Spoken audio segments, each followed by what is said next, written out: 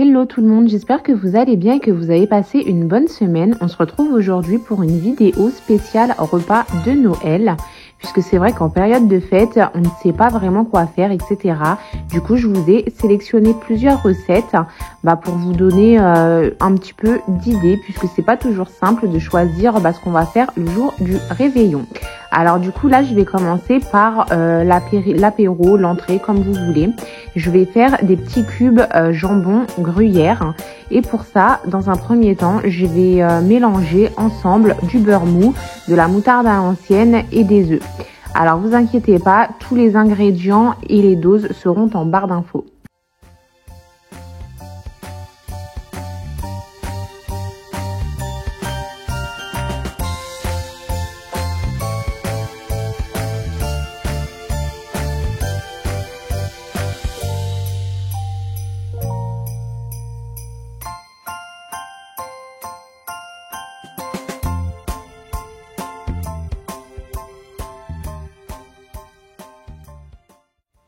Ensuite, dans un petit bol, je vais venir peser la farine et ajouter la levure pour la mélanger et la délayer afin que elle se répartisse bien dans mes petits cubes.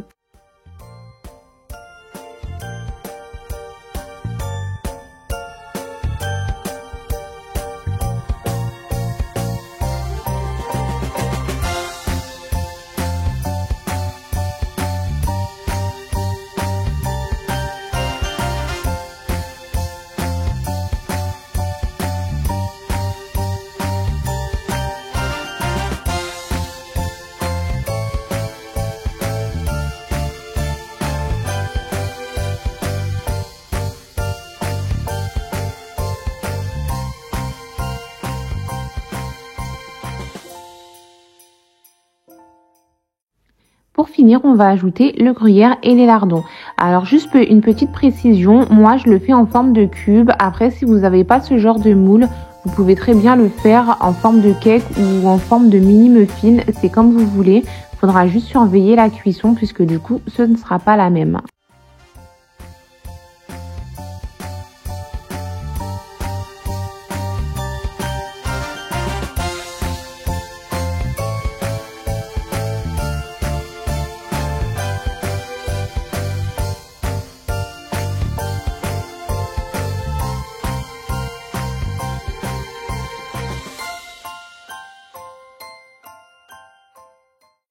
Alors comme vous avez vu, c'est une recette super rapide, super simple. Ça ne demande pas des heures de préparation et pour le coup, ça fait toujours l'unanimité. Alors comme je vous ai dit, moi j'ai un moule qui fait des cubes. Et vous allez voir que là du coup je mets ma pâte dans mes petits moules et pour que ça fasse des jolis cubes et que ça gonfle pas à la cuisson, je vais rajouter un support au dessus et pour le coup ce sera une feuille cils pâte. Si vous en avez pas, essayez de trouver un complément pour pas que ça gonfle et que ça fasse une petite bosse, mais plutôt de vrais cubes.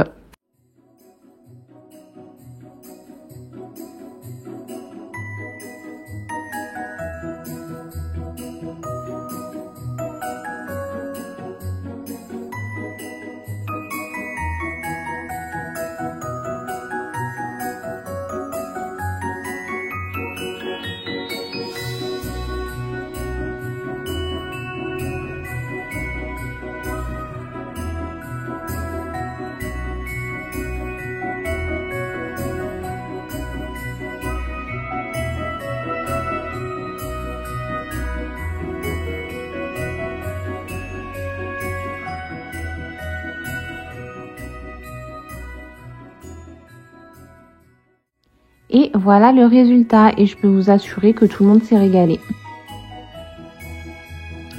Alors maintenant on va passer au plat principal. J'ai choisi un filet mignon de veau aux champignons, c'est des morilles de mémoire avec des pommes de terre au four au marron. Les pommes de terre c'est simple et rapide et efficace, c'est au four, pas besoin de 10 000 heures de temps de préparation.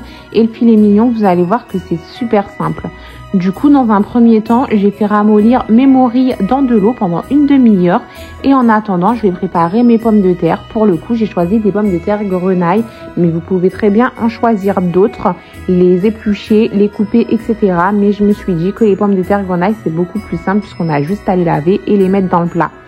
Du coup, après le lavage des pommes de terre, j'ai tout mis dans un grand plat avec mes marrons, un petit peu d'huile, des épices.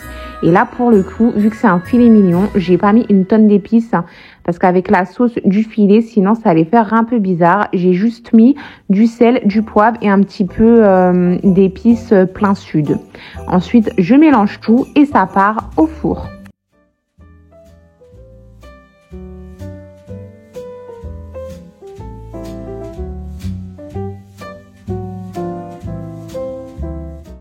En attendant que les pommes de terre cuisent, on va pouvoir s'attaquer au filet mignon. Vous allez voir, c'est super rapide. Quand on a plein d'invités et qu'on n'a pas envie de rester 20 ans dans la cuisine, c'est super cool, quoi. Du coup, je vais commencer par faire revenir mon filet mignon de chaque côté dans une cocotte. Ensuite, on l'enlève de celle-ci et on vient faire fondre un morceau de beurre.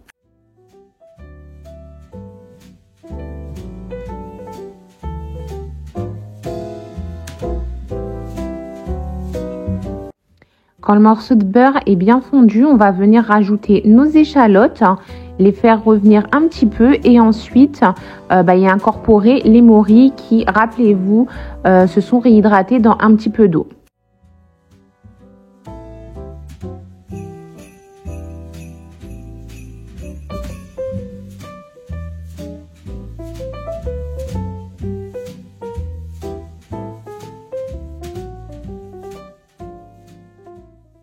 Alors, une fois qu'on a fait rissoler nos échalotes et nos morilles, on va pouvoir déglacer avec le vin et laisser le vin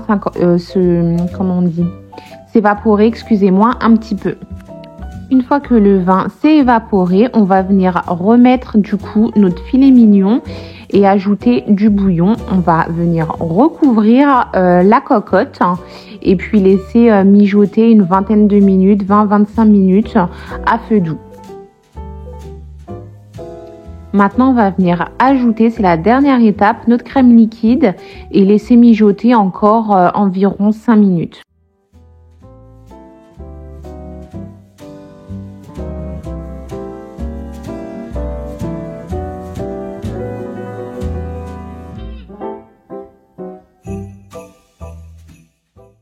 Et voilà, c'est prêt. Comme je vous ai dit, c'est super rapide, simple, efficace et ça plaît à tout le monde.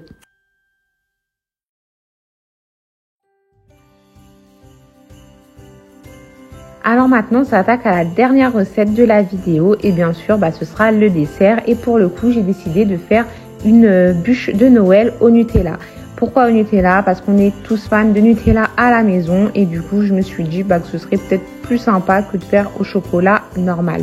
La génoise, je la fais au Thermomix, mais si vous en avez pas, n'hésitez pas à faire une génoise tout à fait normale. Avec votre fouet, etc. Ça va rien changer à la recette. Du coup, je vous mets pas la recette là en l'occurrence. En tout cas, celle que j'ai faite pour ceux qui ont le Thermomix, c'est la recette de génoise de base. Une fois que la génoise est faite, je vais venir la mettre sur une plaque de four, la disposer et essayer de former un petit rectangle. Ensuite, ça part au four.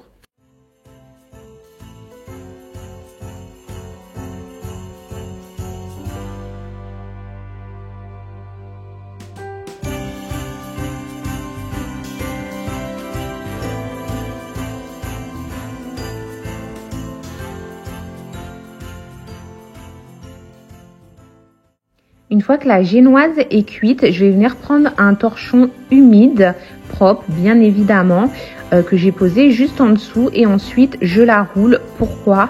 Parce que comme ça va faire en sorte qu'au moment de rouler avec la crème dedans, ce sera beaucoup plus facile. Maintenant que ma génoise elle a bien refroidi, je vais pouvoir venir l'étaler de ma crème.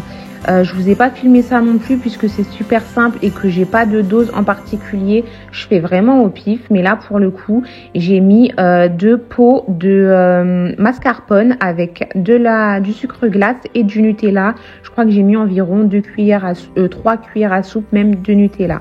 Du coup je badigeonne bien ma génoise et je l'enroule encore une fois. Et comme on a mis le torchon humide, comme vous voyez, elle est très malléable.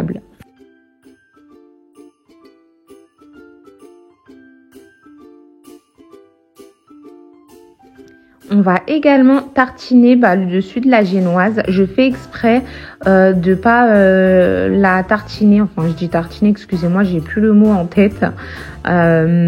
Du coup, je la badigeonne de crème et je fais exprès que ce soit pas net pour que ça fasse vraiment bûche de Noël, tronc d'arbre, etc.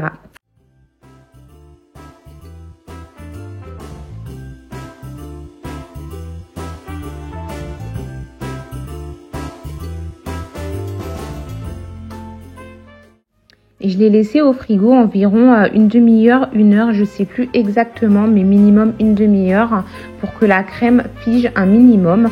Ensuite, je vais venir couper chaque extrémité pour que le résultat soit plus net. Alors maintenant, place à la décoration. Là, pour le coup, c'est comme vous voulez, selon vos goûts. Moi, j'ai saupoudré un petit peu de chocolat Nesquik.